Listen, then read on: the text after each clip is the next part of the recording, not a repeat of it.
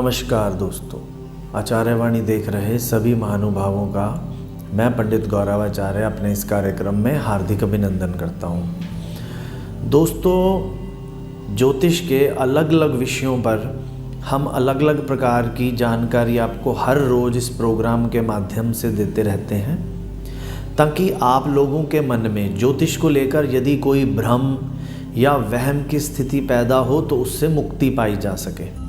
आज का जो हमारा विषय है वो है शुक्र ग्रह। शुक्र ग्रह के बारे में बहुत सारे लोगों की अलग अलग प्रकार की राय है, या युवाओं के मन में शुक्र ग्रह को लेकर अलग अलग प्रकार की राय है। शुक्र का ज़्यादातर लोगों के मन में जो शुक्र संबंधित बातचीत चलती है, शुक्र का तात्पर्य जो लोग अपने हिसाब से लेते हैं, ज़्यादातर लोग उसको प्रेम संबंध के साथ या शारीरिक सुख के साथ जोड़ते हैं। लेकिन शुक्र का जो असली कार्य, शुक्र ग्रह का जो सुख है वो इससे कहीं अलग प्रकार से है। तो आज के इस प्रोग्राम में शुक्र के विषय में जो हम बात करेंगे, शुक्र का असली तात्पर्य है सुख। यदि आपके पास सुख संसाधनों की, सुखों का मतलब भौतिक सुख, यदि आपके पास आपके जीवन में सुखों की कमी नहीं है तो इसका सीधा सीधा मतलब है आपका शुक्र ग्रह जन्म पत्री में बहुत अधिक अच्छा है। शुक्र ग्रह अच्छा होने से घर का सुख, आलीशान मकान का सुख, शुक्र ग्रह अच्छा होने से बच्चों का सुख, शुक्र ग्रह अच्छा होने से युवाओं को या यंग जनरेशन को गर्लफ्रेंड और बॉयफ्रेंड का सुख, शुक्र अच्छा होने से जो हमारी वाणी है वो सामने वाले तक इम्पैक्ट पहुंचाती है, तो इसका तात्पर्य है आपका शुक्र ग्रह अच्छा है। शुक्र हमारे जीवन में हर उस चीज़ के साथ जुड़ा है जिससे हमारे मन को सेटिस्फैक्शन मिलती है। तो शुक्र ग्रह भौतिक संसार में, मानव जीवन में उतना ही ज़रूरी है जितना जीवन के लिए सांस लेना या इस शरीर के लिए पानी पीना या खाना खाना।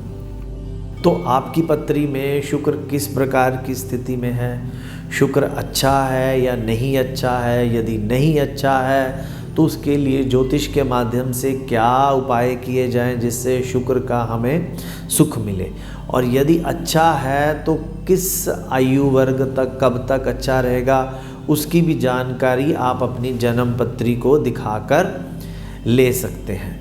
यदि हम प्रेम संबंध की बात करें तो प्रेम यदि दिक्कतों के साथ चल रहा है तो इसका मतलब आपका शुक्र अच्छा नहीं है।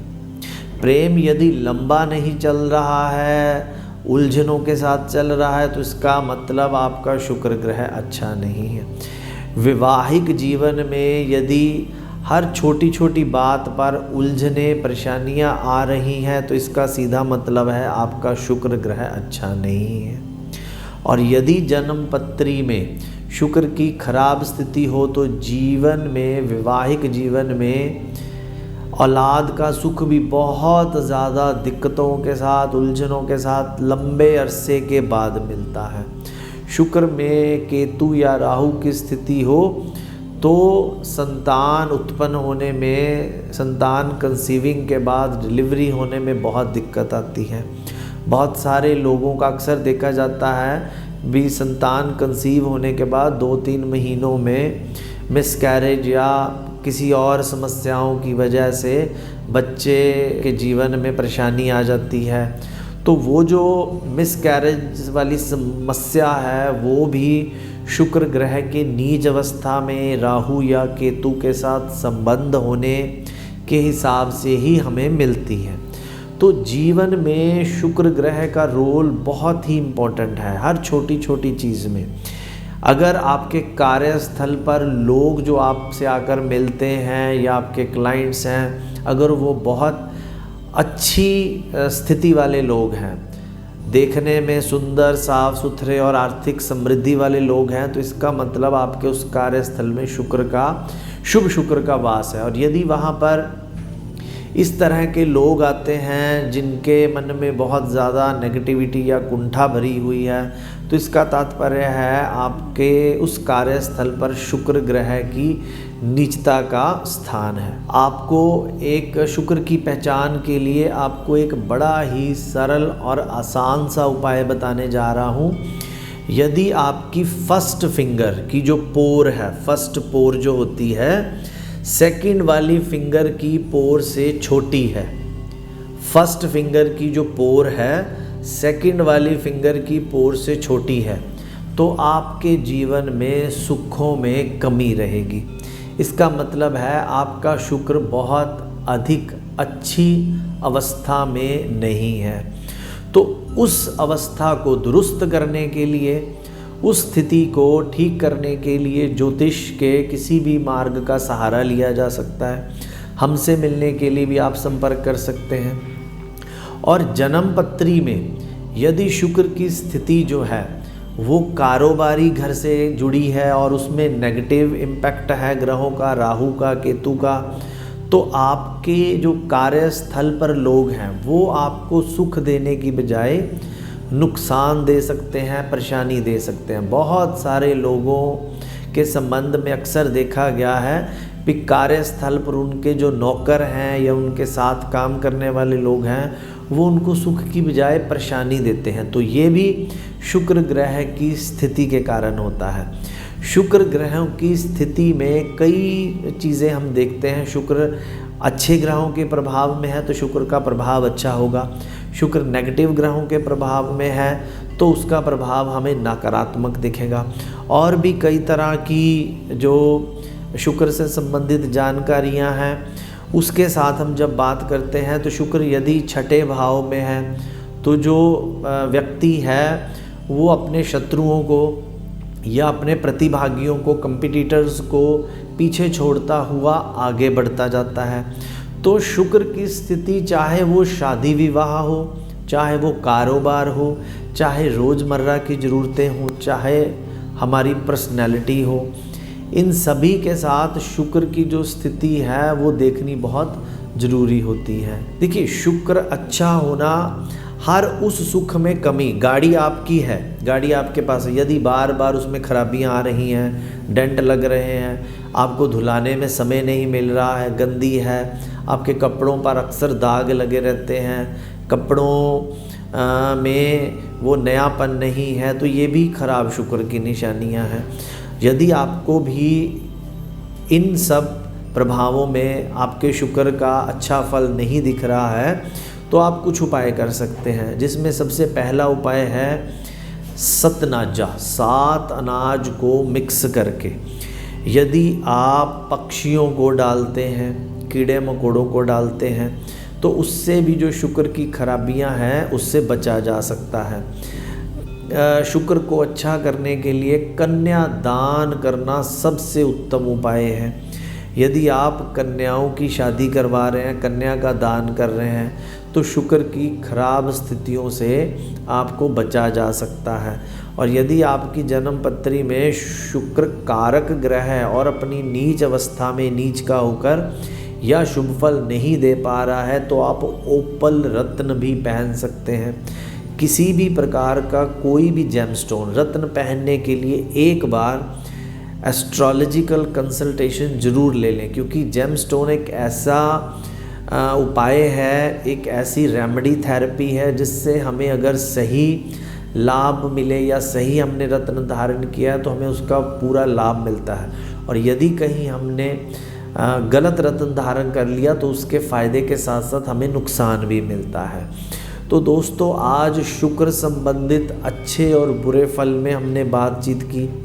आप भी अपने जीवन में यदि आपको ऐसी स्थितियां मिल रही हैं जिससे शुक्र का प्रभाव अच्छा होने की बजाय खराब मिल रहा है, तो आप जो हमारे बताए गए उपाय हैं को भी उपयोग करके लाभ ले सकते हैं शुक्र की स्थितियों का। तो जैसा कि हम अक्सर बात करते हैं अपने प्रोग्राम में, यदि आप हमसे मिलना चाहते हैं तो नीचे दिए गए नंबरों पर संपर्क करके मिल सकते हैं, और आप अपनी ईमेल भी हमें भेज सकते हैं जिससे हम इस प्रोग्राम के माध्यम से भी और प्रोग्राम के बाद भी आपकी समस्याओं का निवारण कर सकें। तो हमें ईमेल भेजने के लिए panditgaurav@gmail.com पर आप अपनी ईमेल भेज सकते हैं। आज जो ईमेल हम लेने जा रहे हैं वो है अंकित जी का। अंकित जी की डेट ऑफ बर्थ है 25 जनवरी 1998, 25 जनवरी 1998 और समय है सुबह के 5 बजे। करनाल हरियाणा का इनका जन्म है और इनका सवाल है, ये विदेश में रहते हैं और पिछले 3-4 साल से विदेश में हैं, लेकिन पक्के कब होंगे और कुछ कारणों से इनके पेपरों में कोई दिक्कत है, तो क्या इनका वापस इंडिया आने का तो योग नहीं है। इनकी जन्म पत्री धनु लगन की है और बुध शुक्र लगन में स्थित हैं। गुरु मंगल केतु तृतीय भाव में और राहु इनका नवम भाव में। अंकित जी, आपकी जन्म पत्री के माध्यम से जून 2022 तक विदेश संबंधित परेशानियां आपको झेलनी पड़ेंगी और अभी इस समय तक वापस अपने देश आने का योग नहीं है, लेकिन संयम और शांति से आपको समय निकालना पड़ेगा। और जो पेपरों की आपको दिक्कत है वो कुछ उपाय आपको बताने जा रहे हैं। उन उपायों को करने मात्र से आपको जो है लाभ मिलेगा। पहला उपाय जो आपने करना है वो आपने शनिवार को 80 ग्राम सरसों के तेल में अपनी छाया देखकर और उसका दीपक जलाना है अंधेरे वाले स्थान पर। पहला उपाय आपने जो करना है, 80 ग्राम सरसों के तेल में अपनी छाया देखकर और उसका आपने अंधेरे में दीपक जलाना है शनिवार वाले दिन। 8 शनिवार लगातार इस उपाय को कीजिए। और इसके साथ जो आपने करना है वो आपने करना है 400 ग्राम जौ और 150 ग्राम काले सफ़ेद तिल। इसको आपने मिक्स करके, इसको ग्राइंड करके, इसका आटा बनाकर इसकी गोलियां बनानी है छोटी छोटी और इसको आपने मछलियों को डालना है 40 दिन तक लगातार या 4 वीरवार। ये जो आपको 400 ग्राम जौ और 150 ग्राम काले सफ़ेद तिल का मिक्सचर है, ये एक बार का है। या तो इसको आप 40 दिन लगातार कर सकते हैं, नहीं तो 4 वीरवार। इस उपाय को करने से विदेश में रहने संबंधित, विदेश में पीआर संबंधित जो उलझनें आ रही हैं, जो पेपरों की दिक्कत है, वो आप जब एफ़र्ट लगाएंगे। दोस्तों, उपायों के साथ साथ हमारा एफ़र्ट लगाना भी बहुत ज़रूरी है। अकेले उपाय ना तो आपके जीवन में वो समस्या का समाधान कर सकते हैं यदि आपने एफ़र्ट नहीं लगाया है। तो आप अपने पेपरों को सही करने के लिए और अपनी पीआर संबंधित जो कमियां हैं उसको दूर करने के लिए जब ये उपाय करेंगे तो नए नए रास्ते निकलेंगे और नए नए समाधान की स्थितियां बनेंगी, जिससे आप जो मुश्किल में हैं वो मुश्किलों से समाधान मिलेगा। ज्योतिष के उपाय आपको रास्ता दिखाते हैं, उस रास्ते पर चलने में प्रेरित करते हैं। सफलता उस रास्ते पर चलने से ही मिलती है। दोस्तों, जीवन में हर ग्रह की अपनी अपनी इम्पोर्टेंस है। जिस प्रकार सर्दी की अपनी इम्पोर्टेंस है, गर्मी की अपनी इम्पोर्टेंस है, और उस सर्दी गर्मी में भी हमें उपायों के माध्यम से गर्मी में पंखा और एसी, सर्दी में हमें अग्नि या हीटर जलाकर हम उस स्थिति का लाभ लेते हैं या उस स्थिति की परेशानियों से बचते हैं।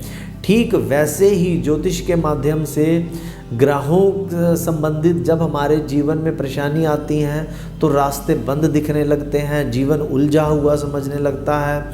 जीवन में जो सुख सुविधाएं हैं या जीवन में जो इच्छाओं में बढ़ोतरी है वो हमें ना के बराबर लगती है।